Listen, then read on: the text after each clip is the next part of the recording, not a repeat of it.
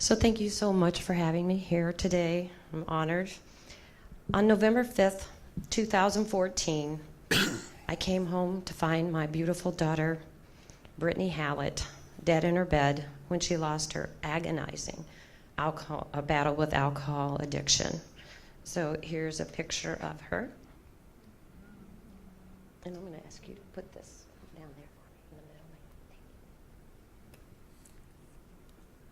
So Brittany was a beautiful, loving, extremely intelligent, and very family-oriented young lady. She would not want us to be sad over her death, so I work really hard at finding happiness. To the best of my knowledge, she really didn't drink that much until when she went to college. Her Facebook photos were filled of college parties with alcohol. I believe she initially drank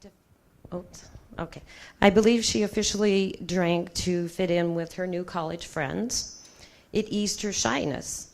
So she was basically always a straight A student until right at the end, a few of her classes suddenly dropped to D's and F's. She was just a few credits away from getting her bachelor's in accounting. She lived with her boyfriend a couple of years, and then he kicked her out. I believe So she came to live with me after that. I think it was because of her alcohol problem that I didn't even realize she had yet. She had everything going for her, but then alcohol took her down just with a vengeance. The drinking that started out as partying suddenly turned into isolation and depression.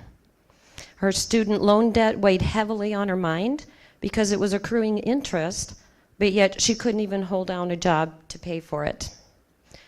She just couldn't see any way out, and so then she just began to drink even more, to not feel, as she called it.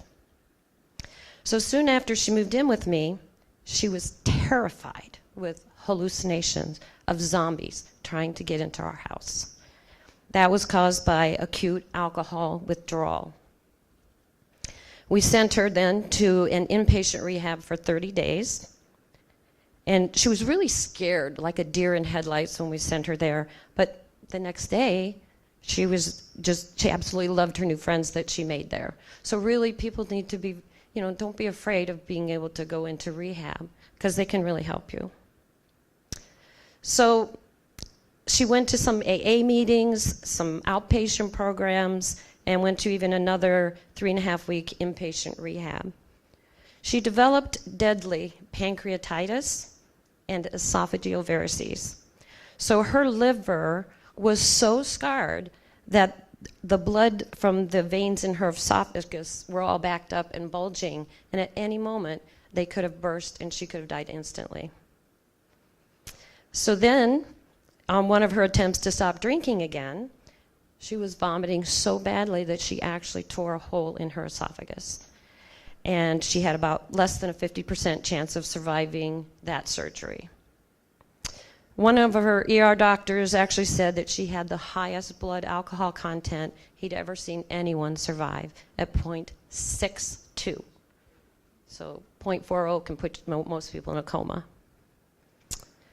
After she died, the medical examiner said that since she drank so frequently and so heavily, that she actually could have died that day even if she hadn't drank at all. And her organs just all of a sudden finally shut down. 1 in 12 adults have a drinking problem in the United States.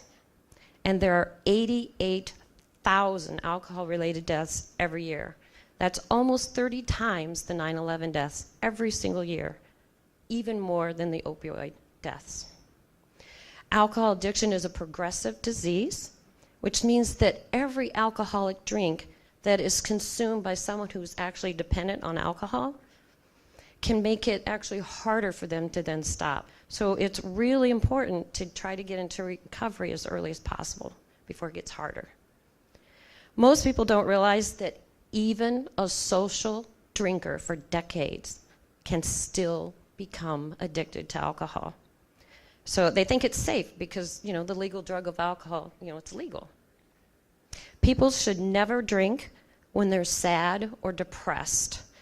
because that can actually escalate into full-blown alcoholism. Allow yourself to feel the pain and work through the problem. This is huge because many people drink to not feel, just as my daughter did. We thought we had time to figure out a solution for her, but it still took her down at just the age of 26 years old. Everyone kept saying that I needed to throw my daughter into the streets. A parent's best option should not be to have to abandon their child into that kind of danger. My daughter said that she didn't want to die, but she didn't care if she did. So she didn't have a strong enough will to live for abandoning her to work. She would have drunk herself into oblivion even sooner. And how could I live with myself knowing that she died feeling alone, unloved, and abandoned? I couldn't have survived that. So my grief is always at the surface, but I've learned to find happiness at the same time. The pain of grieving is worth being able to remember her. I told Brittany to make one positive change each day that she was in control of changing. That would either bring her happiness that day or at least sometime into the future. It could be anything, big or small. So a few months after she died, I just wanted to stay home and cry every day. But I forced myself to do what I told her to do.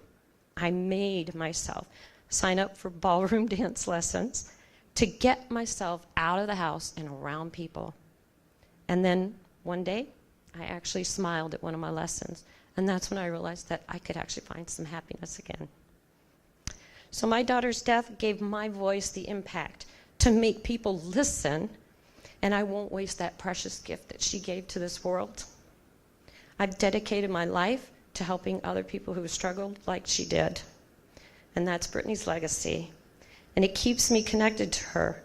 It's how I cope with my grief. And I would like to say that I have a free website with a link to a Facebook page where I post information about alcohol addiction.